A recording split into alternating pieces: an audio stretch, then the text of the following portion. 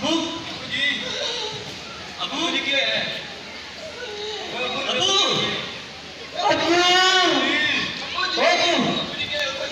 अबू दिना ने प्रॉब्लम से दवाई करी सी मेरे को नहीं गया अबू क्या या क्या है अबू अबू अच्छा जी मेरा आखिरी टाइम आ गया। अच्छा अब इसको पहले के फरिश्ता आज जो जो विरासत है साढ़े नाल कर जाओ पहले लेने ने कि तेरे ने दे देंगे अबू लेने वाले भी दसो अबू अबू बोलो ना अच्छा मुदा कुल्फियां दा जी अबू और 1,80,000 देना है ओ अबू लेने वाले भी दसो ना देने वाले कि तुसी मरना ना सानू भी मारना जी बच्चों जी पैसे रखे ने घर मौलवी समोसिया दा आहो उनके बोलो जी बोलो बोलो अबू जी बोलो 750 ले रहे ये सब सब तुसी आपस ही पढ़ लियो ते 50 दा उतरा मैंने दे ले आ आहो अबू दे ले आ चलो इंज कर ले अबू को घर पैसे रखे जे बड़ी प्राप्ति दसो कोई मेरी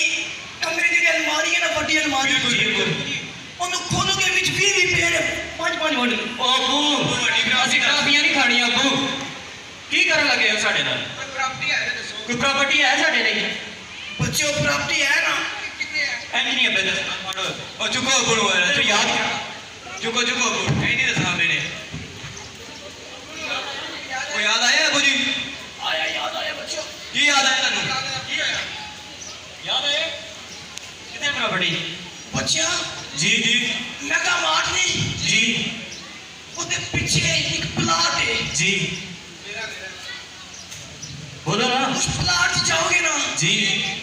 एक बाल्टी है जी उस बाल्टी को चकना है जी थल्ले थल्ले थल्ले जी बू बोलो ना बू ऐं नहीं है जी अबे बोलो अबू चुको चुको बोलो अबू जी दसे याद आया कुछ नहीं याद है बच्चियों याद आ गया चलो ध्यान से चले कोई याद आए बच्चों थल्ले 850 रुपया भी आए अबू सी बर्गर नहीं खाने से जिंदगी गुजारनी है कोई बड़ी प्रॉपर्टी है आहो दसो वो मैं तो सबको अपनी बड़ी प्राप्ति दे लगा बच्चों जी अबू जी मेरा जरा प्लाट है ना जी अबू सब तो बड़ा प्लाट 10 कनाल दा जी अबू वो मेरा है वो मेरा वो मेरे शबीरे दा है जी भावे मार जा मैं मेरा अबू ये मेरा सब तो लाडला सब तो प्यारा अबू मैंने प्यारा फतू आ दे अबू मेरा प्लाट किथे है मेरा किथे है यार अबू तू बोल दियो ना अच्छा बोल बोल अबू जी बोलो अबू जी दसो ओ हाथ जा ओ अबू सुभान अल्लाह ओ तू हाथ जा मेरा गोड़ा पानी दे चुकता अबू दसो ना बच्चों अबू अबू बच्चों आगे सब हिसाब किताब हो रहा है अबू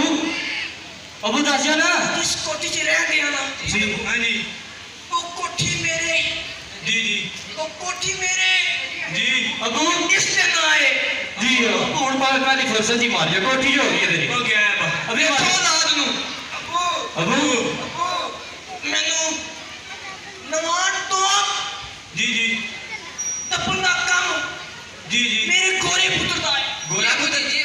और कहीं कौन अबू की नजर नहीं काटे हुई है ना रात लगे 15 साल पहले मैं जिस मकान च रह दिया सा ना जी बिल्कुल ओदा किराया भी दे दई तू मार जा अबू बड़ा होना अबू जी मेरे वास्ते कोई शहर फरिश्ते आ रहे हैं मरला डेढ़ कितने फरिश्ता कितने फरिश्ते आ रहे हैं अबू ने मरना ही दे दियो कितने फरिश्ता अबू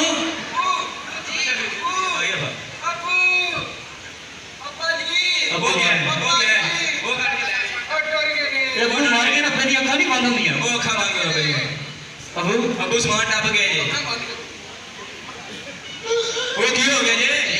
अबू मार गए छड़ के अबे ने सानू का नहीं दिता ਅਸੀਂ ਚੁੱਕਦੇ ਨਹੀਂ ਅਬੂ ਇੱਥੇ ਛੱਡ ਦੇ 2% ਬੈਟਰੀ ਰਹਿ ਗਈ ਜੀ ਅਬੇ ਨੂੰ ਛੱਡ ਦਿਓ ਯਾਰ ਅਸੀਂ ਨਹੀਂ ਚੁੱਕਦੇ ਅਬੇ ਅਬੇ ਨੂੰ ਛੋੜੋ ਮਰਨ ਦਿਓ ਸੁਣ ਪਰੇ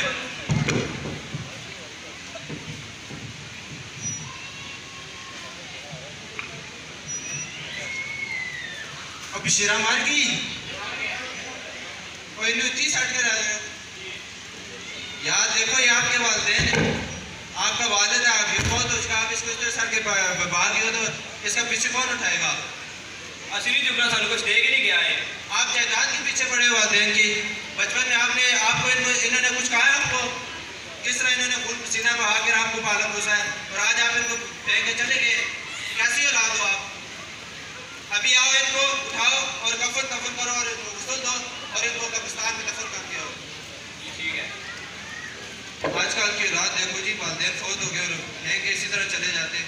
जायदाद के पीछे बस पड़े रहते हैं।